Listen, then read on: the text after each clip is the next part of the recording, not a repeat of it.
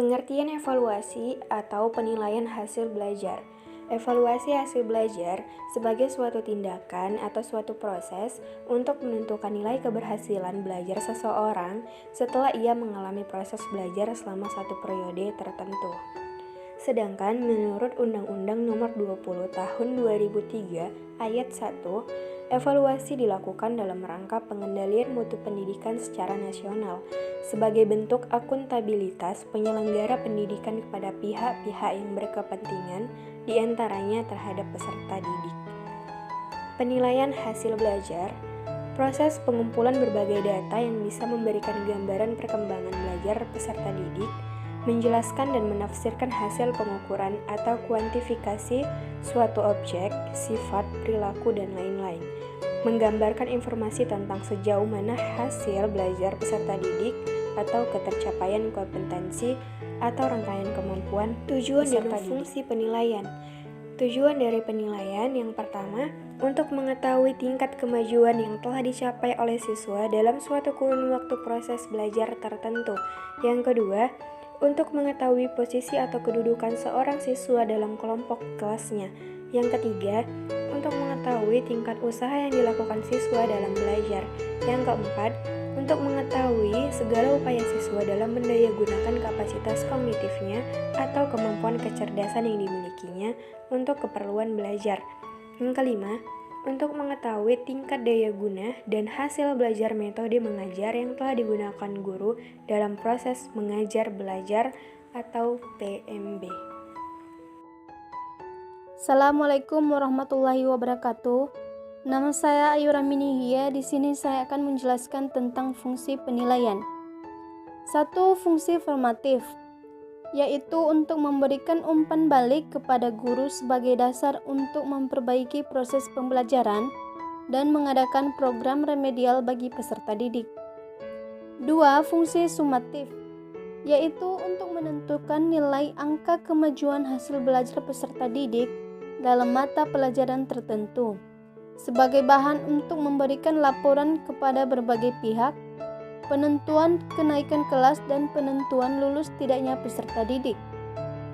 3. Fungsi diagnostik, yaitu untuk memahami latar belakang, psikologis, fisik, dan lingkungan peserta didik yang mengalami kesulitan belajar, di mana hasilnya dapat digunakan sebagai dasar dalam memecahkan kesulitan-kesulitan tersebut. 4. Fungsi penempatan, yaitu untuk menempatkan peserta didik dalam situasi pembelajaran yang tepat, misalnya dalam penentuan program spesialisasi, situasi dengan tingkat kemampuan peserta didik. Selanjutnya, acuan dan prinsip penilaian. Acuan penilaian. Dalam melaksanakan penilaian, pendidik harus mengacu pada standar umum penilaian. Standar umum penilaian memiliki prinsip-prinsip sebagai berikut. 1. Teknik penilaian disesuaikan dengan karakteristik mata pelajaran. 2. Informasi yang dihimpun mencakup semua ranah yang sesuai dengan standar isi dan standar kompetensi lulusan.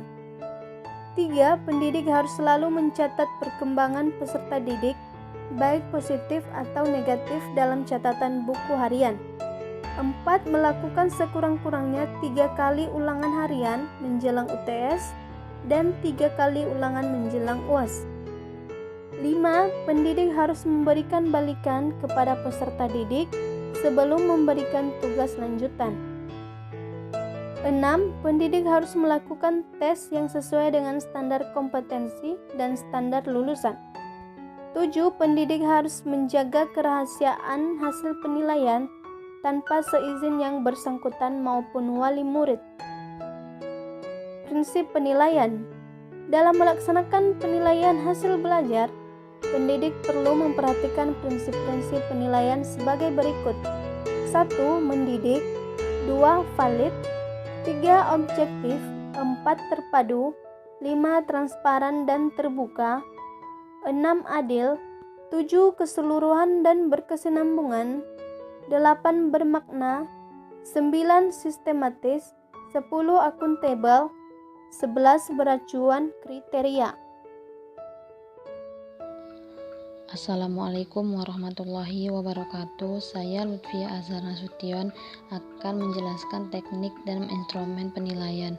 Teknik penilaian adalah metode atau cara penilaian yang dapat digunakan guru untuk mendapatkan informasi mengenai keadaan belajar dan prestasi peserta didik.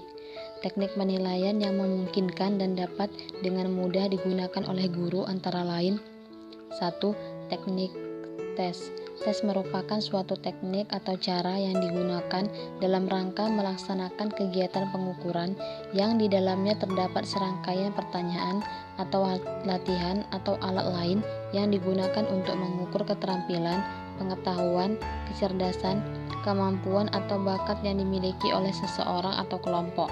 Dilihat dari bentuknya, maka penilaian jenis tes ini dapat diklasifikasikan menjadi 3 bagian, yaitu tes tertulis, tes bentuk objektif, tes perbuatan. 2. Teknik non-tes. Teknik non-tes sangat penting dalam mengevaluasi siswa pada ranah afektif dan psikomotor.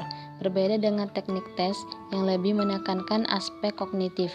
Ada beberapa macam teknik non-tes, yaitu A. Observasi, B. Wawancara, C. Angket, D. Daftar cek. 3. Asesmen berbasis kelas. Asesmen atau penilaian berbasis kelas merupakan salah satu pilar dalam kurikulum berbasis kompetensi. 4. Asesmen kinerja. Asesmen ini digunakan untuk menggambarkan proses, kegiatan atau unjuk kerja. Proses, kegiatan atau unjuk kerja dinilai melalui pengamatan terhadap siswa ketika melakukannya. 5. Asesmen portofolio.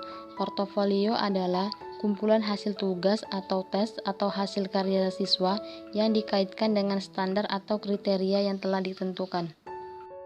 Assalamualaikum warahmatullahi wabarakatuh. Nama saya Dian Fahmi. Di sini saya akan menjelaskan tentang ketuntasan belajar. Menurut Permendikbud nomor 104 tahun 2014 tentang penilaian hasil belajar pada jenjang Dikdasmen, ketuntasan belajar adalah tingkat minimal pencapaian kompetensi, sikap, pengetahuan, dan keterampilan meliputi ketuntasan penguasaan, substansi, dan ketuntasan belajar dalam konteks kurun waktu belajar. Ketuntasan belajar terdiri atas A.